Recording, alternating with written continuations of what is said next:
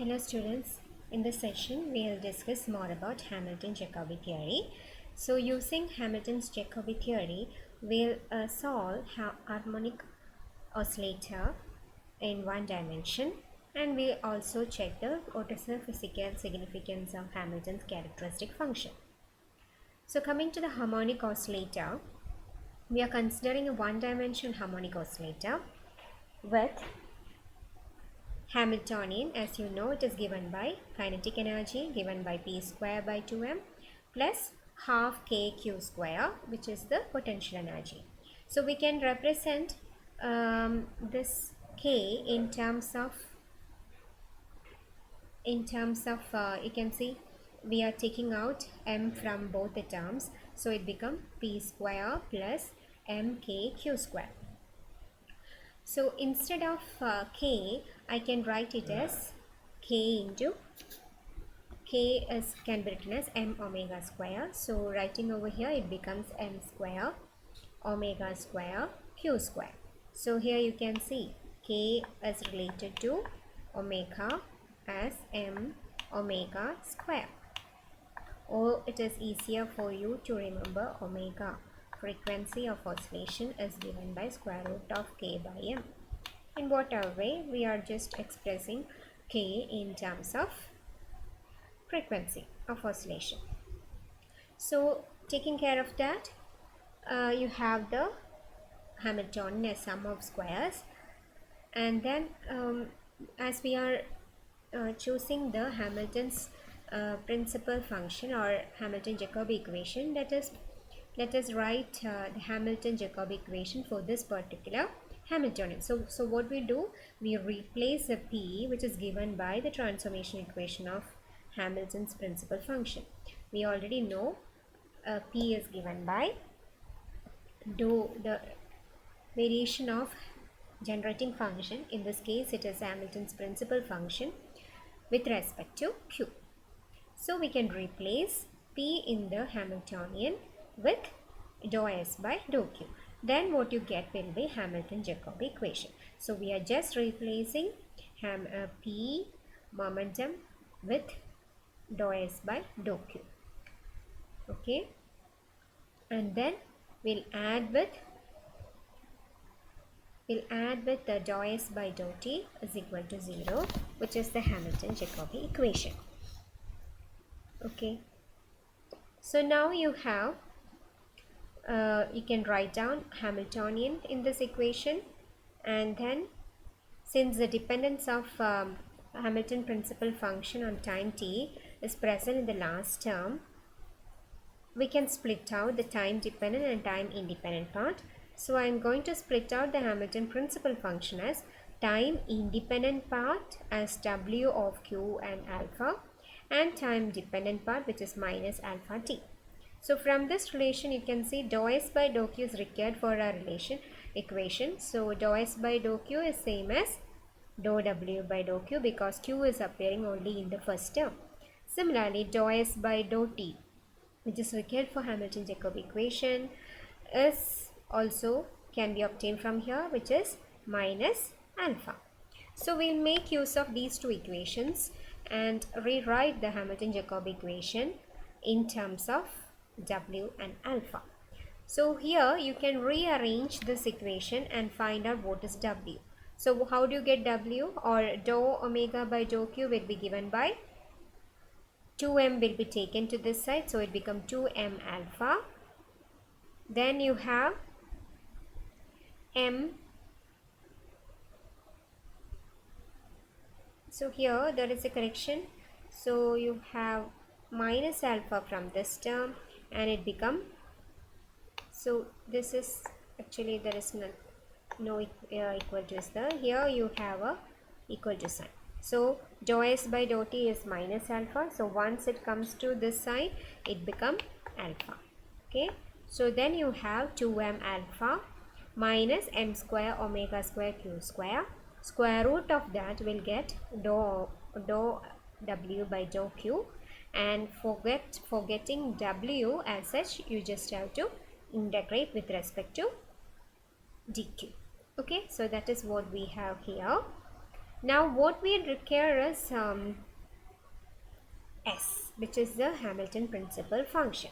So that is given by W, which is integral square root of 2m alpha minus m square omega square q square dq minus alpha t from this relation. So now you have the Hamilton principal function. Now one transformation equation has been used to replace P, and the other part of the transformation equation, as you know, the Hamilton principal function is dependent upon small q, capital P or alpha, which is constant, and time t. So here we have the second part of second part of transformation equation is given by varying the Hamilton principal function with respect to capital P, or which is same as alpha.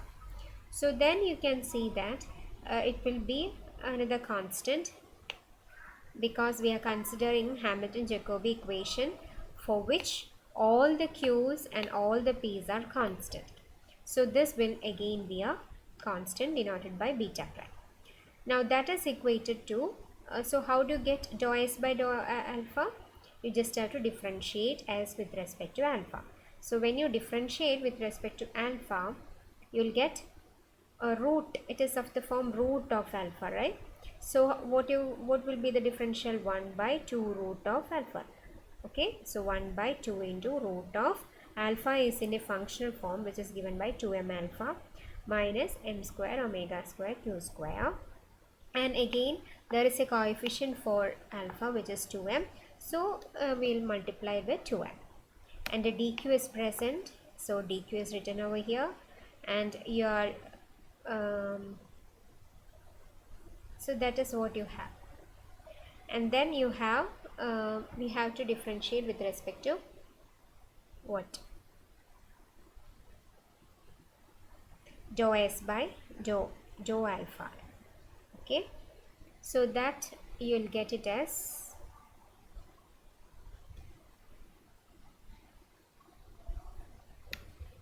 a minus t is also there, so that is written over here.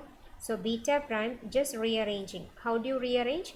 We'll take out 2m alpha from inside the root. So when it is taken out, it becomes root, and this 2 and 2 will cancel off. So remaining is taking out, we have square root of 2m alpha in the denominator. Okay, and 1 m is present in the numerator. So m, you can split it out as root m into root m, isn't it? So one of the m will cancel off. So finally what you have is root m in the numerator divided by root 2 alpha in the denominator. Integral, and remaining is 1 divided by square root of 1 minus m square omega square q square divided by 2m alpha, and one of the m will cancel off, so it is of this form, minus t. Okay, and now you can write beta prime plus t. T is taken to the LHS, and remaining is written over here, and you have an integral of dq in the form 1 by square root of 1 minus q square. So the integral, you have a standard integral for this one, which is given by sine inverse.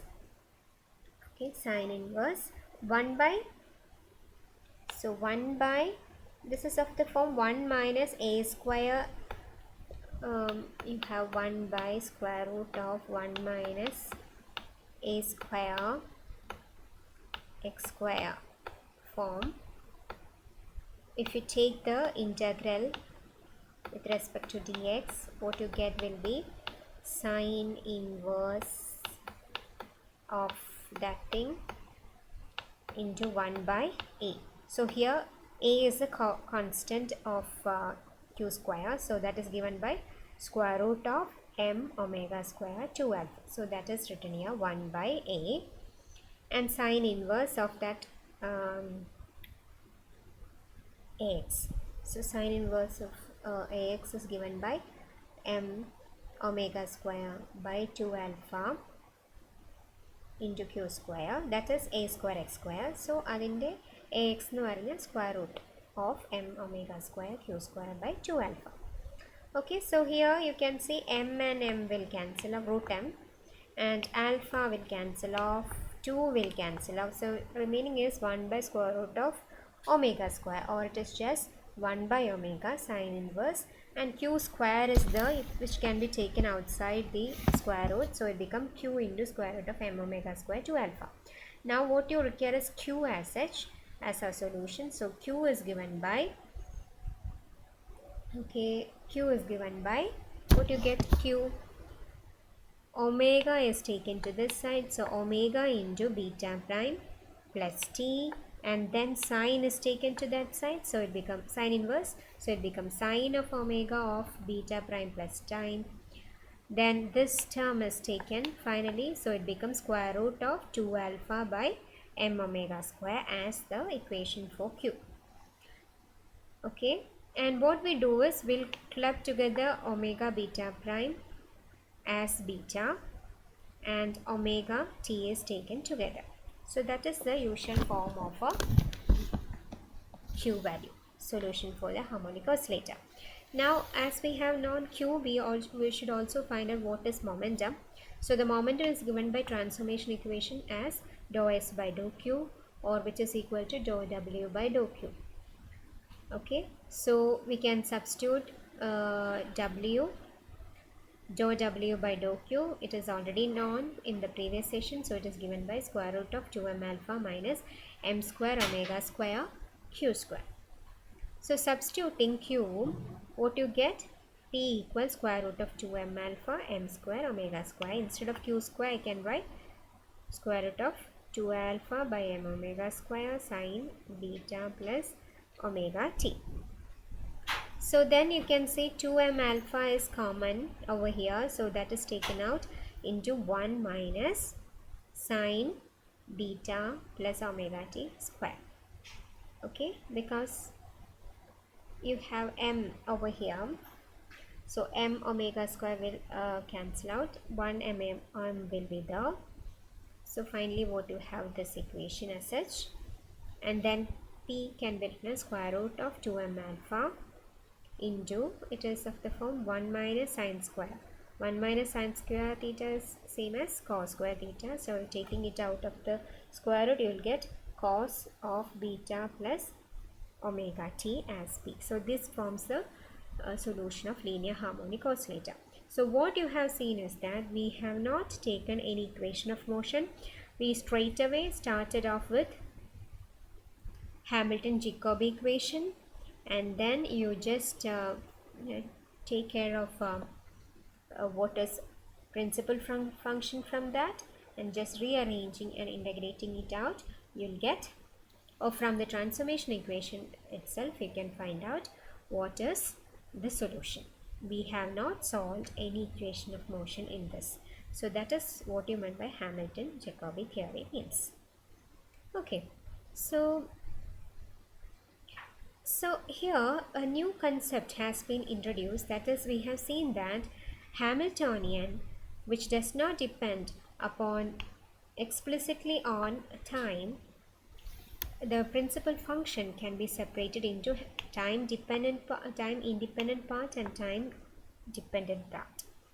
And where the time independent part given by w of q and alpha is called Hamilton's characteristic function. So what is the physical significance of Hamilton characteristic function? So for that we take the total time derivative of w, which is given by chain rule, that is w is dependent upon q, so it is dou w by dou qi into d by dt of q, which is qi dot, plus again w is dependent upon alpha, so it is dou w by dou alpha I into d by dt of alpha I, which is alpha I dot.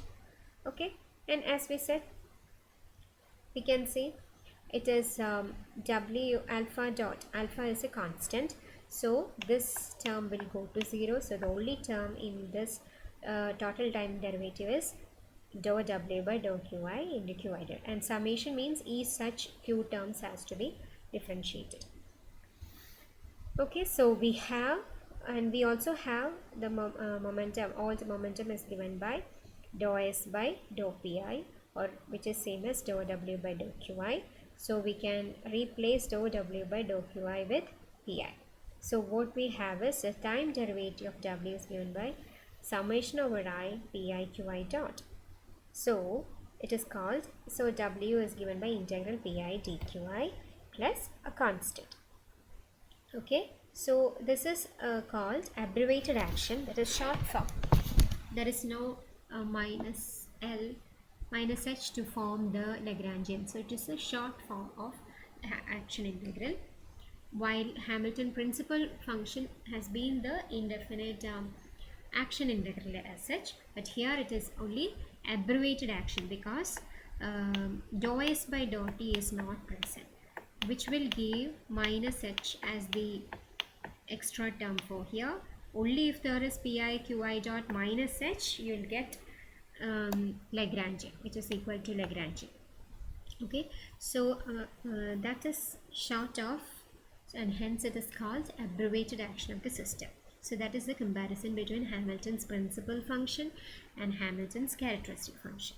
So Hamilton's characteristic function is usually employed where the Hamiltonian is conserved, or Hamiltonian doesn't have any explicit dependence on time.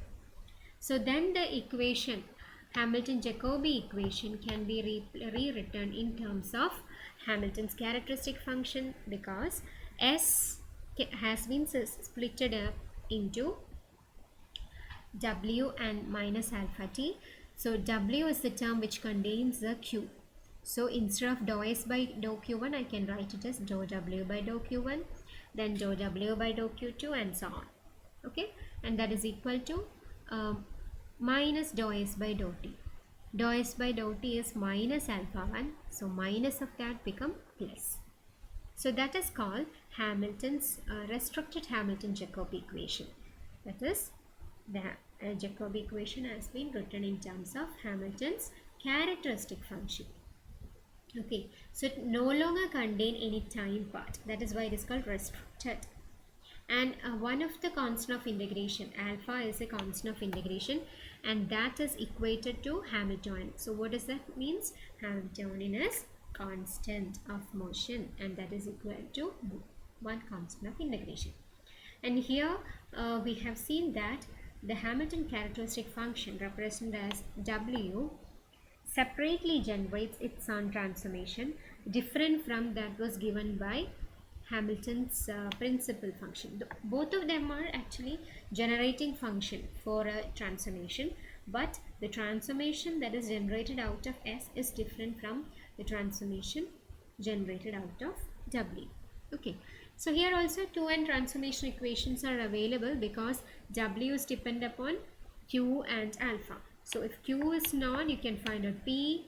If alpha is known, you can find out capital Q, which is the conjugate of alpha.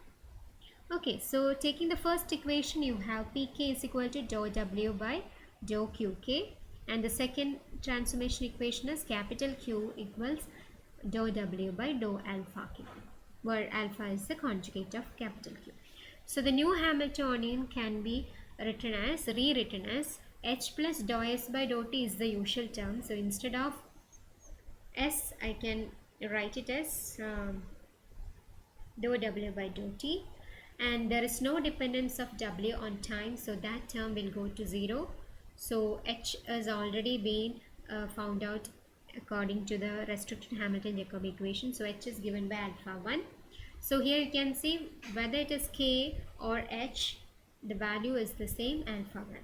Okay, so that is what our conclusion from the Hamilton's characteristic function way of treating the Hamilton-Jacobi equation. That is, W generates a transformation in which H has only one variable. What is that? One momentum, right? So it doesn't have any coordinate in the expression. So which means all the new coordinates, capital Q's, are cyclic because Q's are not present in here. And also it doesn't involve any time factor also, and hence the new and all Hamiltonian are equal.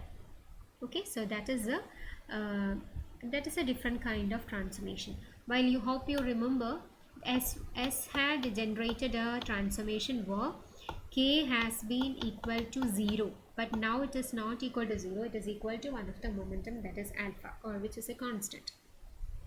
So considering that fact, k same as old Hamiltonian, which is given by a constant, and all the coordinates are cyclic, which means they are not present explicitly in the Hamiltonian, and then Hamilton's then canonical equation given by Hamilton equations of motion can be written in terms of new momentum and new coordinate, and that is given by pi dot equals minus dou k by dou qi, and you know k doesn't have any value of capital Q, so the differential will be 0.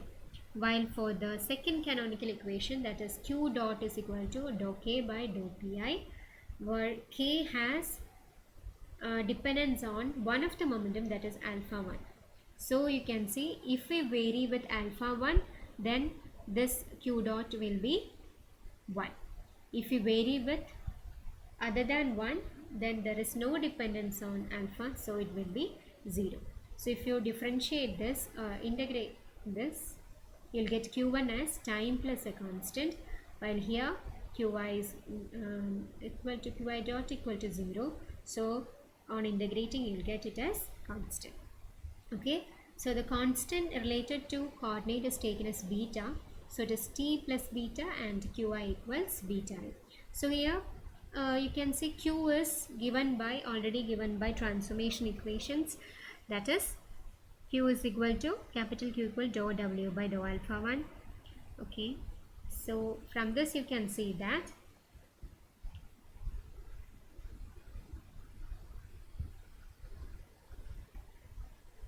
time, one of the coordinate has time as the coordinate, and what is the conjugate of that? Alpha 1. And what is alpha 1? Alpha 1 is same as Hamiltonian. Okay, so here you can see the time is coming as coordinate, while Hamiltonian is its conjugate momentum. So here you can see the general coordinate, generalized coordinate and generalized momentum need not be a coordinate or need not be momentum as such. Okay, this is the best example for that, where the coordinate time is coming as coordinate and Hamiltonian is coming as conjugate momentum. Now moving on with the treatment using Hamilton's characteristic function, you can see restricted Hamilton-Jacobi equation is given by H dependent upon Q's dou W by dou QK, and which is equal to alpha. Okay. And here you can see n independent constant of integration, because n differentials are involved, you will have n independent constant of integration, and one of them would be taken as additive constant, because we have mentioned that it is appearing as dou W by dou Q differential. So if you have W plus alpha as the solution for this, differentiating it with respect to Q will give out the same value as dou W by dou Q. So one of the constant of integration will be taken as an added form with the solution. So remaining out of n constant of integration, you have only n minus 1 constant of integration available. Along with that, you have alpha 1, which is another constant. Okay, so that will lead to total of n constant. Okay, so these n constant can be taken as independent new momenta, which is given by pi is equal to alpha I. So then you have the transformation equation, pi equals dou W by dou Qi and Qi equals dou W by dou alpha I, which is a constant which is given by beta I. So as we discussed for a general theory, here also you can see, if you consider the initial time, these transformation equations will give alpha as a function of Q, P and time T. There is no time T involved, so Q and P. And similarly, if you substitute alpha over here, where W is a function of Q and alpha, so on substituting you will get beta as a function of q, and alpha contain p also, so q and p again. So now you have known what is alpha and beta with respect to q and p, which are the initial values, and by inverting those equations you'll get p as a function of q, q0, p0, and similarly capital Q is equal to beta I. So inverting that you'll get p as a function of alpha, beta and time t. So this is the solution for the given mechanical problem. Okay, so we'll end with this, and you can see we can compare the Hamilton-Jacobi theorem in terms of Hamilton's principal function as well as Hamilton characteristic function. Those are generating functions, and the transformation generated by principal function is given by Hamilton. The new Hamiltonian will be 0, while the transformation generated by characteristic function is of the form the new Hamiltonian is same as the old Hamiltonian, and which is actually equal to a constant alpha. Okay, so that is the difference in treatment of Hamilton-Jacobi theory. So you can check on with that in your reference textbook. Thank you.